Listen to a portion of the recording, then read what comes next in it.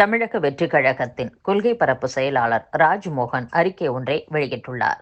அதில் கைது செய்ய வேண்டிய இடத்தில் உள்ள பாஜகவினரே தமிழகத்தில் ஏன் மதுபான ஊழலுக்கு எதிராக போராட்டத்தில் ஈடுபட வேண்டும் என கண்ணியமான மரியாதையான வார்த்தைகளில்தான் தாவேக பொதுச் செயலாளர் புஷி ஆனந்த் தெரிவித்திருந்தார். ஆனால் அண்ணாமலை தன் நிலை மறந்து தரம் தாழ்ந்து தாவேக தலைவர் விஜயை பற்றி பேசியது கண்டிக்கத்தக்கது என்று தெரிவித்துள்ளார். அத்துடன் மதுபான ஊழல் விஷயத்தில் சிக்கியவர்களை கைது செய்ய வேண்டிய இடத்தில் பாஜகவின் அண்ணாமலை உள்ளார். ஆனால் அவர் தமிழகத்தில் மதுவுக்கு எதிராக போராட்டம் நடத்தி கைதாகிறார். இதைத்தான் எங்கள் கட்சி பொதுச் செயலாளர் ஆனந்த் தெரிவித்திருந்தார். அதற்கு பதிலளித்த அண்ணாமலை விஜய் பற்றி இடுப்பை கிள்ளுபவர் என தவறாக பேசியுள்ளார். கதைகளை காவியங்களை மட்டுமல்ல, கடவுளையும் சாமானிய மனிதர்களுக்கு தத்ரூபமாக காட்டியது சினிமாதான். ஆனால் சினிமா என்றால் இடுப்பை கிள்ளுவதுதான் என்று அண்ணாமலையின் நினைவுக்கு வந்துள்ளது.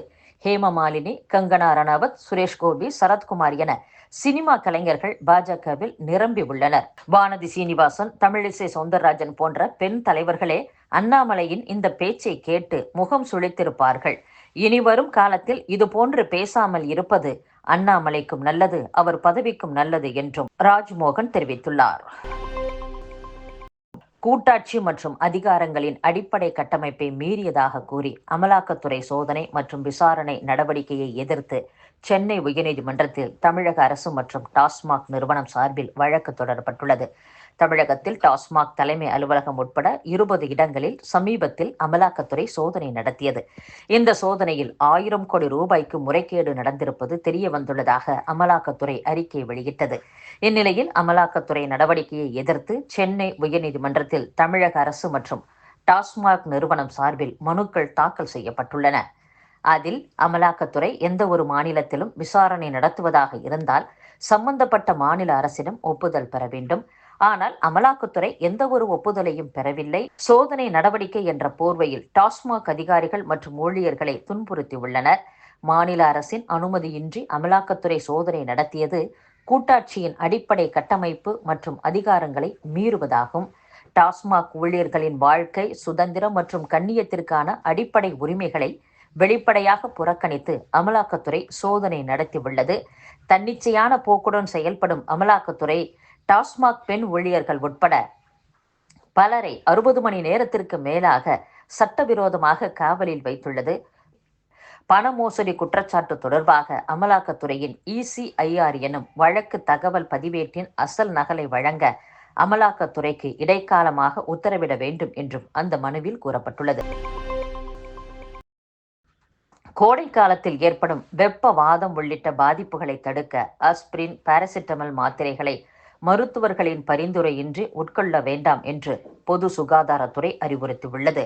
கோடை காலத்தில் அதிக அளவில் மோர், இளநீர், உப்பு மற்றும் உப்பு கலந்த எலுமிச்சை சாறு உள்ளிட்டவற்றை எடுத்துக்கொள்ளலாம். வியர்வை எளிதில் வெளியேறும்படி மிருதுவான தளர்ந்த காற்றோட்டமுள்ள பருத்தி ஆடைகளை அணிய வேண்டும்.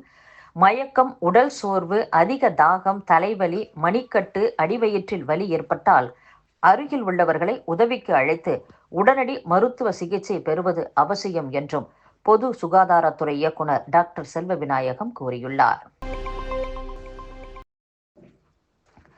யூடியூபர் சவுக்கு சங்கர் மீதான 11 வழக்கில் விரைவில் குற்றப்பத்திரிகை தாக்கல் செய்ய கோவை சைபர் கிரைம் போலீசார் திட்டமிட்டுள்ளனர். சென்னையைச் சேர்ந்த சவுக்கு சங்கர் என்பவர் சவுக்கு மீடியா என்ற யூடியூப் சேனல் நடத்தி பிரபலமானவர்.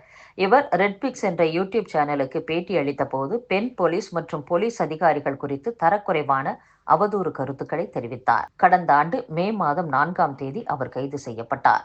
அவர் மீது கஞ்சா கடத்தல் உட்பட மாநிலம் முழுவதும் மொத்தம் 12 வழக்குகள் பதிவு செய்யப்பட்டுள்ளன. இந்நிலையில் சவுக்கு சங்கர் மீது தேனியில் கஞ்சா கடத்தல் வழக்கு தவிர சென்னை, கோவை, திருச்சி உள்ளிட்ட பல்வேறு மாவட்டங்களில் பதிவான 11 அவதூறு வழக்குகள் அனைத்தையும் ஒரே நீதிமன்றத்தில் குற்றப்பத்திரிகை தாக்கல் செய்து விசாரணை நடத்த உயர்நீதிமன்றம் உத்தரவிட்டது. அதன்படி அனைத்து வழக்குகளும் கோவை சைபர் கிரைம் போலீசுக்கு மாற்றப்பட்டுள்ளன. பிற மாவட்ட போலீஸ் ஸ்டேஷன்களில் உள்ள வழக்குகளை சேர்த்து கோவை JM4 நீதிமன்றத்தில் விரைவில் குற்றப்பத்திரிகை தாக்கல் செய்ய சைபர் கிரைம் போலீசார் திட்டமிட்டுள்ளதாக கூறப்படுகிறது.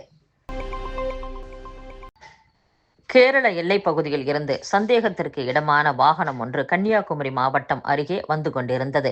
இந்த வாகனத்தில் 20க்கும் மேற்பட்ட தெருநாய்கள் அடைக்கப்பட்டிருந்தது தெரியவந்தது. இந்நிலையில் இந்த வாகனத்தில் இருந்த நாய்களை வாகன ஓட்டுநர் தமிழக எல்லையான திருவனந்தபுரம் சுற்றுவட்டார பகுதிகளில் விட முயற்சித்தார். அப்போது இதனை கண்ட அங்குள்ள பொதுமக்கள் அந்த வாகனத்தை விரட்டி பிடித்தனர். பின்னர் அதே வாகனத்தில் மீண்டும் நாய்களை ஏற்ற வைத்தனர். இது குறித்து தகவல் அறிந்த போலீசார் விசாரணை நடத்தி வருகின்றனர். மேலும் அந்த நபருக்கு 2 லட்சம் ரூபாய் அபராதமும் விதிக்கப்பட்டுள்ளது. மகாராஷ்டிர மாநிலம் நாக்பூர் கலவரத்தில் தொடர்புடையதாக விஸ்வ இந்து பரிஷத், பஜ்ரங் தளம் ஆகிய அமைப்புகளைச் சேர்ந்த 8 பேர் காவல்துறையில் சரணடைந்துள்ளனர். சமீபத்தில் சிறுபான்மை கட்சியைச் சேர்ந்த ஃபஹீம்கான் என்பவரை காவல்துறையினர் கைது செய்து மார்ச் 21ஆம் தேதி வரை காவலில் எடுத்து விசாரணை மேற்கொண்டு வரும் நிலையில் தற்போது இந்து அமைப்புகளைச் சேர்ந்தவர்களும் சரணடைந்துள்ளனர். மகாராஷ்டிரா மாநிலத்தின் சத்ரபதி சம்பாஜி நகர் மாவட்டத்தில் உள்ள அவுரங்கசீப்பின் கல்லறையை இடிக்க வேண்டும் என வலதுசாரி அமைப்புகள் போராட்டத்தில் ஈடுபட்டுள்ளன.